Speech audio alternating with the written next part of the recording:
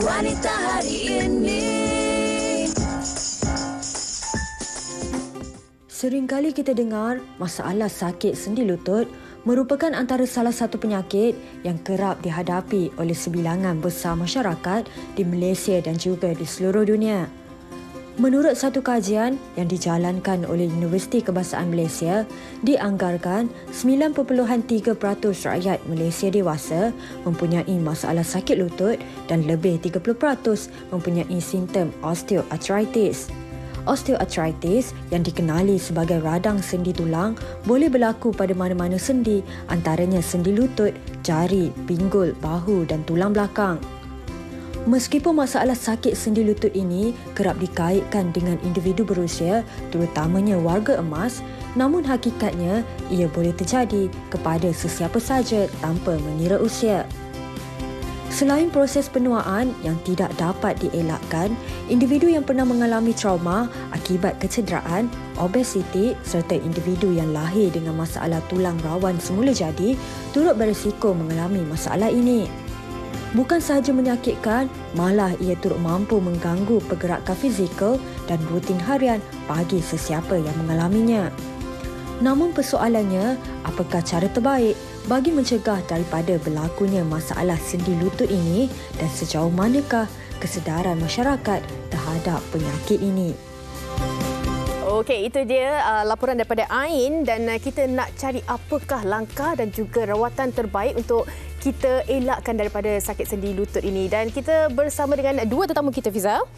Kita bersama di sebelah saya, Encik Ahmad Nasrun Ismail. Apa khabar Cik Nasrun? Alhamdulillah baik. Terima kasih. Lutut dah okey dah? Okey. Alhamdulillah. Dah boleh lari? Boleh lah. Alhamdulillah. Dan di sebelahnya, kita bersama dengan Dr. Abdul Wahab Abdul Ghani selaku pakar bedah ortopedik Hospital Pakar KPJ Ampang Puteri. Assalamualaikum, apa khabar Datuk? Waalaikumsalam. Datuk, terima kasih bersama wanita hari ini. Terima kasih. Okey, hari ini kita nak cerita Thank you for inviting. Wow, you speak English. Okey, baiklah. Datuk, mungkin kita boleh mulakan dahulu perbincangan kita pada hari ini. Kalau kita cakap tentang sakit lutut ini, saya kira ini antara topik ataupun perkara yang sering kali dirungutkan dalam kalangan wanita. Ibu-ibu khususnya. Betul. Mungkin Datuk boleh kongsikan serba sedikit apa yang perlu kita tahu tentang masalah sakit lutut ini sebenarnya. Okey, nombor satu, sakit lutut ni walaupun common among wanita, it can have effect lelaki juga. Okey. Tapi kalau kita bahagikan secara kasarnya, perempuan ni selalu kena sakit lutut primary lah. Osteoarthritis primary. Okey. While lelaki selalu dapat yang secondary sebab dia secondary tu injury. Okay? Yang primary tu bukan primary sebab dia ada kerja di media prima. Tapi primary sebab dia jadi dengan tak tahu sebab. Ada punchline kat situ. Tak tahu apa punca dia. Sebab kita panggil primary. Tapi sedikit sebanyak kita boleh juga orang Perak kita boleh sorehkan dapatkan apa punca arthritis ni. Orang perempuan ni kadang-kadang daripada waktu muda lagi dia senang kena sakit lutut. Orang lelaki ni selalunya sebab dia main rugby ke bola sepak ke apa and more prone to injury. So bila dia kena injury katakan pada ligament atau pada shock absorber, meniscus dia atau menisci kalau plural, dan itu akan melarat kalau tak diperbaiki atau dirawat dengan cepat akan melarat jadi osteoarthritis. Tapi perempuan tak. Saya tiba-tiba ada umur setengah tu 20 lebih dah mula kena. And that type of arthritis selalu kita panggil dia kena di bahagian kepala lutut dia. Di patella kita panggil Patella. So osteoarthritis tu affecting the patella. Selalunya ini berlaku sebab orang perempuan ni dia punya muscle dia kurang kuat. Muscle that control the kneecap tu is weak. And that muscle we call VMO, atau vastus medialis oblique. Itu sebab orang perempuan kaki dia cantik. Kalau kaki dia nobly macam pemain bola sepak, tak kahwin pula dia. Cantik tapi lemah. Dia cantik tapi lemah. Cantik tapi lemah. Jadi the control of kneecap tu very poor. Bila dia bend the kneecap tends to sway outwards and cause a lot of contact pressure between the kneecap and the femur. Jadi itu menyebabkan cepat haus lah. While lelaki itu sebab tak cantik kaki dia, lutut dia sebab bonjol sini kan macam sebab main rugby main bola, dia punya VMO dia very strong, so nampak very obvious. Tapi itu bagus untuk lutut tu sebab dia control very good. Okey. Walaupun jokingly saya kadang-kadang saya tanya juga kat pesakit saya, kenapa perempuan senang sakit lutut? Kan? Kasut tinggi ke, Datuk? Dosa dia lebih. Alamak. Okey, Datuk. Yang itu topik lain. Itu joke. Okey, Datuk. Kita akan sambung lagi bersama dengan Datuk. Itu joke. Jangan rekod. Kita akan bersama dengan Datuk Doktor sebentar lagi. Kita sambung, Fatin. Kita nak tanya Encik Nasrul lah. Kalau kita bercakap mengenai sakit sendi lutut ni kan, mungkin boleh kongsikan dengan penonton juga. Sejak bila agaknya mengalami sakit lutut ataupun bagaimana keadaan sekarang ni, Encik Nasrul? Saya sakit lutut dah lebih daripada 5 tahun dah. Sebab dulu memang saya aktif lah. Main bola. Bersukan. Bersukan dah memang sukan. Rugby apa semua. Selepas tu saya ada injury. Okey. Injury lutut tapi saya biarkan. Lama saya biar. Lepas tu main balik, sakit balik. Yang masa biar tu dia tak ada macam sakit ke bengkak ke? Dia biasa kalau kita dulu macam sport. Kalau kita sakit tu kita akan letak ais. Lepas tu dia dah macam okey lah. Tapi sebenarnya dia makan dalam. Dia makin lama, bila saya tak jumpa tu makin lama makin teruk. Okey. Sampai dah lama dah sampai rasa macam dah macam nak solat tak boleh. Lepas tu macam diri lama pun dah akan sakit. Baru saya jumpa doktor. Tapi kita nak tahulah lama tu berapa lama. Sebab kadang-kadang ada orang rasa macam sakit hari ni, esok okey, lusa sakit balik. Tapi sakit ni sakit yang berpanjangan kan macam mana? Berpanjangan lah. Tapi mungkin dia kurang sakit tapi saya main balik bola balik. Lepas tu dia kena balik, saya rest kejap sebulan kemudian, saya main balik lagi. Okey. Alright. Itu masalah yang dialami oleh Encik Nasrul. Tapi Datuk, sebenarnya ada juga soalan-soalan daripada penonton-penonton kita di luar sana yang ingin ditanyakan kepada Datuk.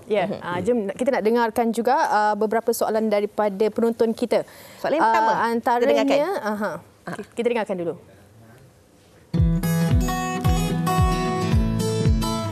Hello doktor, nama saya Mariam Ilyas. Saya sekarang tengah sakit lutut dan saya menderita nak jalan, nak bangun apa semua tu. Jadi saya nak tanya doktor lah, adakah faktor obesiti menjadi satu punca utama masalah sakit lutut dalam kalangan wanita? Terima kasih. Terima kasihlah Puan tolong tanyakan soalan tu. Nak tanya segan. Betul. In fact, kalau you jumpa mana-mana doktor ortopedik pun, the first thing memang kita try to address the issue of weight lah kan. Jadi kalau kita overweight, pressure on the joint tu is higher when you walk or when you take the stairs. So naturally you tend to wear ataupun cepat haus lah lutut tu. You tend to wear the cartilage quite early lah, you know. So memang weight is a problem. So Cik Nasrul, tolong nanti kontak dia orang macam mana. Okey. Tapi dia tahu dia pesakit saya tu. Tapi kita nak teruskan dengan soalan penonton ataupun kita Kita mungkin boleh tanyakan dahulu kepada doktor lah. Kalau kita bercakap tentang berat badan tadi, doktor dah kongsikan tentang berat badan. Tetapi kadang-kadang setiap individu itu dilahirkan dengan postur badan yang berbeza. Ada orang kata dia bahagian atas dia lebih besar, lutut ataupun kaki dia lebih kecil dan sebagainya. Adakah faktor sebegitu juga, khususnya bagi wanita, ditambahkan pula dengan faktor gaya hidup? Kadang-kadang kita ni pekerjaan kita mungkin perlukan kasut yang tinggi. Ada orang dia pakai kasut yang nipis pun ataupun rendah pun masalah lutut tetap juga berlaku. Adakah ini juga memainkan peranan? I think kalau you slim, tak obese, then kasut tinggi tak ada lebih isu sangat. Kata kunci dia slim tadi tu Slim. kita lock. Jadi kalau dah obese tu pakai kasut rendah pun kena sakit juga arthritis. Okey. So most important still body weight. Alright. Okey, itu yang antara yang benda yang perlu kita fikir dan juga kita titik beratkan. Okey, saya nak tanya juga, adakah sakit lutut ni ada kategori-kategorinya? Kalau untuk mungkin yang dewasa, ada juga kanak-kanak yang mengalami sakit lutut, doktor? Ada, tapi bukan osteoarthritis lah. Okey. Sakit jenis lain lah. Okey. Mungkin kita nak tanya kepada Cik Nasrul lah. Bila dah mula rasa sakit, tak tahan dan sebagainya, barulah terdetik nak pergi jumpa doktor kan? Okey. Bila dah pergi berjumpa dengan doktor, apa antara rawatan ataupun nasihat pertama yang diberikan oleh doktor sebenarnya? First kali doktor akan suruh kita buat X-ray. Lepas tu kita akan MRI. Selepas tu bila keluar result MRI tu, doktor akan tanya buat saya endoskopi lah. Okey. Oh, endoskopi pun buat juga? Saya buat endoskopi. Oh, okey. Dia akan tengoklah, tengok macam dah bila dapat result order endoskopi tu, teruk lah kan. Baru doktor cucuk gel lah. 6 bulan sekali. Okey. Cucuk gel. Kita nak tanya pasal gel ni juga sebab saya melalui pembacaan dan juga perbincangan bersama dengan rakan-rakan bila bercakap tentang topik ni, ramai yang kata macam di faktor usia tertentu dia pun dah mula injek gel. Tapi kadang-kadang bila atuk dengan nenek ni bila dia injek gel tak jadi pula. Ini kita nak tanya kepada Datuk sebentar lagi. Tapi sebelum itu Fatin, kita nak dengarkan dahulu soalan yang kedua ini daripada penonton.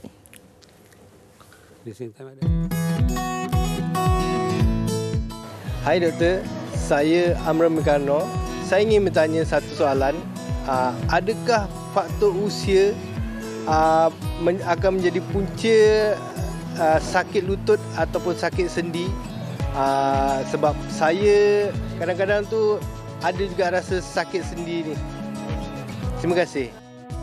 Okey. Dan mungkin kita boleh tambah juga Datuk. Adakah faktor keturunan ni juga menyebabkan kita mempunyai sakit lutut? Ini daripada Rabiah katanya. Okey.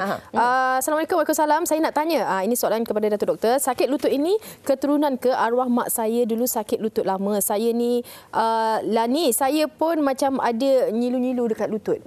Ya, of course. Of course, keturunan pun ada faktor dia. Tapi still the main cause yang kita boleh identify sekarang ni satu weight lah. Weight is number one.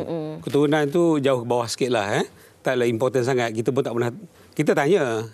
Tapi keturunan ni lebih pada penyakit-penyakit lain macam rheumatoid and all that. Osteoarthritis ni kita tak adalah ambil pot sangat lah. Keturunan ni. Dia lebih kepada gaya hidup. Gaya hidup. Mungkin old injuries, body weight, that sort of thing. Okay. So keturunan kadang-kadang kalau for osteoarthritis kita tak ada isu.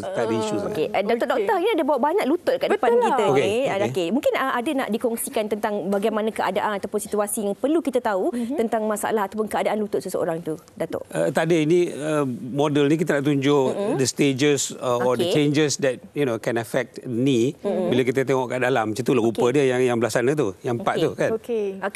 Apa perbezaan ni kalau Datuk nak kongsikan juga kepada penonton dari segi keadaan normal, ini early stage, bagaimana tu perbezaan dia? Kalau kita tengok satu-satu ni, ini kita cabut. Ini almost normal lah. Kenapa kan? Ini dah ada rosak sikit. Dia akan ada luka. Macam ulcer situ kan? Macam ulcer kan? That means rawan kat situ tu dah pecah. So ini mungkin stage kosong atau normal. 1 per 1. Ini mungkin 2 atau 3. Macam ni mungkin dah 4 lah. Dah advance lah. Kalau Cik Nasrul ni keadaannya macam mana, Datuk? Dia rosak dia sebahagian. Oleh sebahagian of the knee. Tapi kat sebahagian tu dia dah macam timbul cavitation.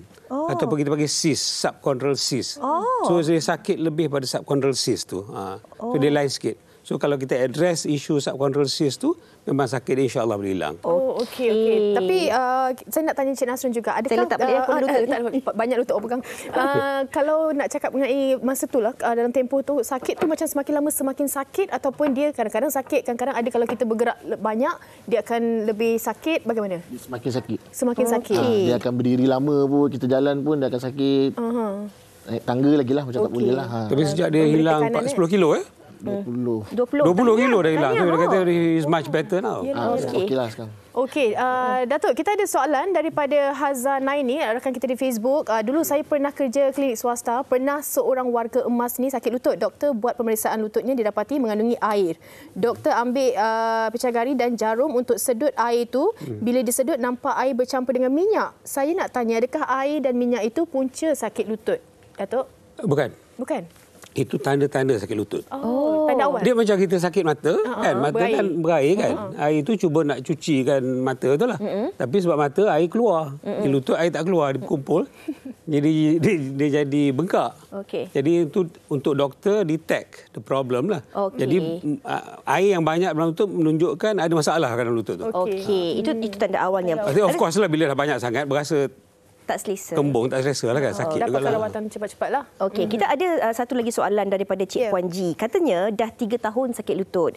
Mula umur 40 dah kena, dah macam-macam rawatan dibuat tapi tahan hanya sebulan, Datuk. Lepas tu sakit balik, rawatan injek lutut memang agak mahal. Bila tak elok macam kecewa. Tak tahu sampai bila nak kembali macam dulu. Kadang-kadang jealous tengok orang berjalan sana sini. Dia tak ceritalah tentang keadaan dirinya. Tapi kalau kita tak tahu badan dia macam mana kan.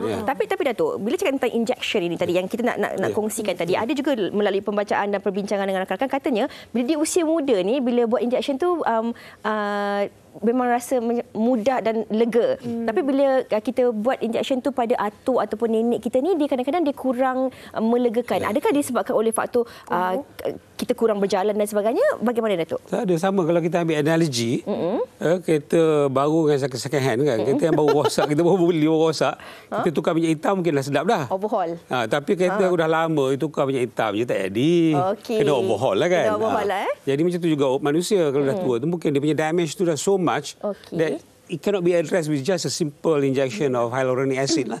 So you have to do more than that. More than that. Mungkin kena scope, mungkin ultimately you have to need this. Ini apa sebenarnya? Ini you dah tukar lutut tu. Tukar dengan artificial knee ya. Ini kita panggil total knee replacement lah. Okey. Kalau dibuat total knee replacement ini, adakah seseorang individu itu akan mendapat kembali gaya hidupnya seperti dahulu ataupun hilangkan sakit. Of course, dia boleh jalan macam biasa, cuma kita tak advise sangat dia pergi main bola ke main rugby ke, tak boleh lah kan. Dia and kita buat operation ni pun untuk orang yang umur 60 ke atas. Kan?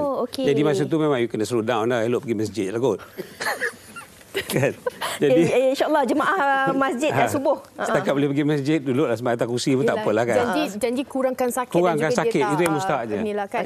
Tapi untuk gel tu saya nak tanya Datuk, sebab ada juga dalam kalangan makcik-makcik saya yang melakukannya. Adakah side effect untuk mereka? Kalau dia tak alergi, insya-Allah tak ada side effect.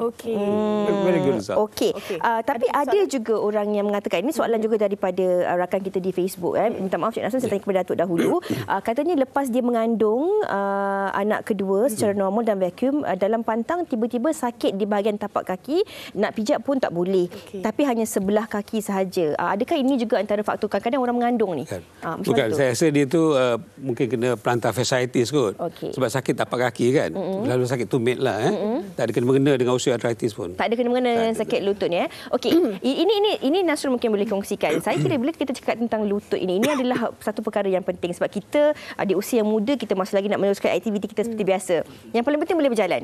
Sebab kadang-kadang kita macam Datuk katakan tadi lah, kita nak pergi ke masjid, nak beribadah dan sebagainya, nak menunaikan solat dan sebagainya kan, itu yang paling penting sekali. Tetapi apa yang membuatkan Cik Nasrul merasakan bahawa penting sebenarnya untuk mendapatkan rawatan bagi lutut ini sebenarnya? Dia untuk pakai jangka masa panjang lah kot.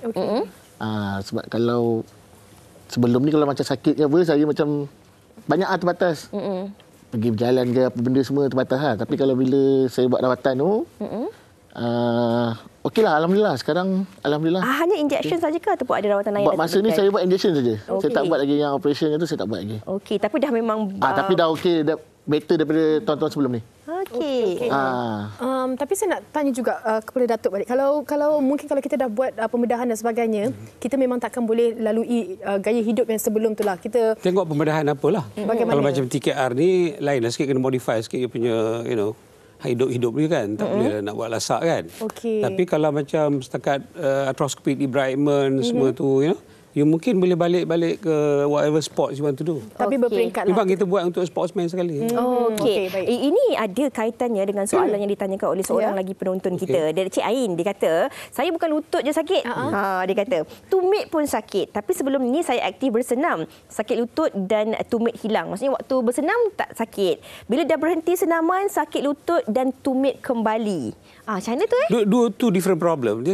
Maksudnya mungkin dia ada arthritis dan juga ada plantar fasciitis tadi kan. Dua sekali, 2 in 1 lah. So dua-dua kena dapatkan treatment yang berlainan, satu untuk arthritis dan satu untuk plantar fasciitis. InsyaAllah dua-dua boleh dapat disembuhkan. Okey, kadang-kadang bila kita cakap tentang berat badan, kalau kita berbalik kepada berat badan tadi Cik Nasrul dan juga Datuk, kadang-kadang macam Cik Nasrul ni walaupun orang kata sebelum ni berat badan belum lagi turun 20 kilo tapi memang aktif bermain rugby. Kiranya orang yang masih lagi aktif. Tapi kadang-kadang Datuk, ada orang dia tak nak bersenam sebab setiap kali dia bersenam walaupun dia buat panaskan badan sekejap pun lutut dah sakit 2 hari tak boleh masuk kerja. Demam dan sebagainya. Jadi adakah itu juga antara faktor yang menyebabkan seseorang tu takut untuk membuat senaman? Mungkin. Tapi kadang-kadang tu lebih pada excuse lah. Tak betul tu. Fine. You can choose your sports. Tak semesti je semua orang kena jogging kan. Tak semesti semua orang main bola, main rugby. Banyak permainan lain. Banyak cara senaman lain. Tapi the best still swimming actually. Oh, swimming. We have to make a culture actually for our people to swim. Okey. Ini juga satu seruan untuk politician lah. Okey. I think we should build more swimming pool than golf course. Okey, Datuk, saya rasa kami nak berdiri. Macam tadi Datuk katakan, ini soalan yang selalu orang perempuan tanyalah ataupun orang perempuan concern. Pemakaian kasut tinggi tadi tu. Okey, bila kita pakai kasut tinggi ni, orang akan kata pakailah kasut tinggi nanti sakit lutut dan sebagainya. Adakah pemakaian kasut tinggi ni juga akan menyebabkan seseorang itu boleh mengalami sakit lutut? Tak ada study pun to show that kasut tinggi cause osteoarthritis of the knee. Okey. Tak ada. So as long as you are slim, itu nak pakai apa pun tak apa. Boleh tu. As long as you're slim. Your body weight must be normal first. duduk balik. Okay. Boleh pakai Datuk. Maksudnya kita boleh teruskan pakai kasut tinggi ni, tak ada masalah tu. Tapi nanti kawan ibu marah saya sebelah. Saya terpaksa support. Okey, Cik Nasrul sendirilah. Kita bergelak juga. Tapi ini yang sebenarnya kita nak kongsikan kepada penonton-penonton kita tentang kesedaran dan juga manfaatnya. Sakit ni jangan ditahan-tahan sebab kita tak nak dia menjadi masalah di kemudian hari. Mungkin Cik Nasrul boleh kongsikan kepada mereka yang mengalami masalah sakit lutut ni, jangan takut, jangan segan, dapatkan rawatan. Ya. Rasanya kalau dalam seminggu tu kalau rasa tak selesa, dah bolehlah jumpa doktor lah kot. Kita minta pendapat lah kan. Kita tengok buat X-ray ke, MRI ke, apa punca sakit dia. Okey. Jangan biar lama-lama. Kalau biar lama-lama, dia akan makin lama makin teruk. Sebab benda dalam kita tak nampak kan. Okey, Cik Nasrul dan juga Fatin, saya nak tanya, bila cakap tentang doktor tadi, ini yang kita nak kena kongsikan juga kepada penonton. Doktor ni ada banyak doktor. Kadang-kadang kalau kita mungkin di peringkat awal tu ada juga kes yang mana dia dah sakit dan sebagainya, dia bukan berjumpa dengan doktor pakar, masalah tak dapat diselesaikan, malahan dia menjadi lebih teruk, pergi urut dan sebagainya. Ini mungkin doktor sendiri kena kongsikan kepada penonton kita. Kalau ada salah sakit lutut ni, apa yang harus kita lakukan? Ya, I think nombor satu jumpa pakar bahagian lutut lah. Dalam ortopedik pun kita dah banyak sub bidang kan. Macam ambil contoh ortopedik surgeon biasa ada juga yang tengok semua. Tapi kalau basic treatment tu semua orang boleh buat. Tapi bila specialized treatment tu, you kena ambil orang yang sub bidang dia bahagian lutut. Contohnya, kalau orang yang buat ni sekarang ni, dia tak buat dah benda sport lain tu, dia tak buat. Orang yang buat sport tak buat dah benda ni. So dia dah bagi-bagi dah kerja sekarang ni di hospital yang besar lah, macam Ampang Puteri sebenarnya kan.